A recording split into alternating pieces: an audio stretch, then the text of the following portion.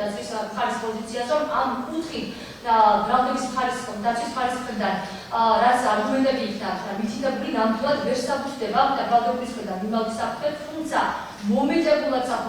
საფუძდება ბრალდების მხრიდან ახალი დანაშაულების მხრებით ჩადენის საფუძვე და ასევე მტკიცებულება და განადგურების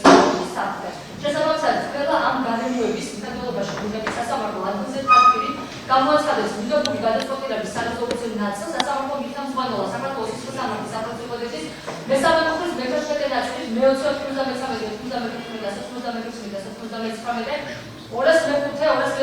და დაადგინა პროკურორის შრომისმოყოლობა დაგმამოხილდეს ბრალდების მზიამოყოლობის მიმართ აპოცხომისების სახით გამოყენებული იქნეს პატიმრობა ბრალდების მზიამოყოლობის პატიმრობის ვადისათვალ დაიწყოს ფაქტობრივი დაკავების მომენტიდან 2025 წლის 12 იანვარი 00 და 52 საათიდან ბრალდებული მოთავსებული იქნეს საქართველოს იუსტიციის სამინისტროს სპეციალური პენიტენციური სამსახურის პენიტენციური დეპარტამენტის შესაბამის დაწესებულებაში. განჩინების ასლები გადაეცეთ საქართველოს სისხლის სამართლის საფრთხე კოდექსის 220 მუხლის მეშვიდე ნაწილით გათვალისწინებულ და ორგანოებს. წინა სასამართლოს ხდომად დაინიშნოს 2025 წლის 4 მარტს 11 საათზე ბათუმის საქალაქო სასამართლოში ხარებს დაევალოთ წინა სასამართლოს ხდომის გამართვამდე არაუგვიანის 5 დღისა